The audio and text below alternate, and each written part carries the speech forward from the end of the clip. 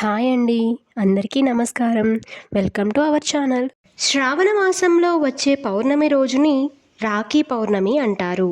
ఈ రాఖీ పౌర్ణమి రోజు ప్రతి మహిళ వాళ్ళ సోదరులకి రాఖీ కడుతూ ఉంటారు. కానీ ఆడవాళ్ళు మైలలో కానీ పురుడులో కానీ అంటులో కానీ ఉంటే వాళ్ళ సోదరులకి రాఖీ కట్టవచ్చా అని సందేహంలో ఉంటారు. దానికి జవాబుగానే ఈ వీడియో చేయడం జరిగింది. ఆడవాళ్ళు మైలలో కానీ పురిటిలో కానీ అంటులో కానీ ఉంటే రాఖీ కట్టకూడదు.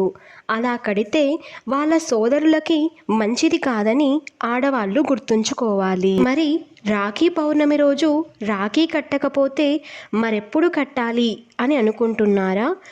శ్రావణ మాసంలోనే ఏదైనా మంచి రోజు చూసి ఆ రోజు కట్టవచ్చు.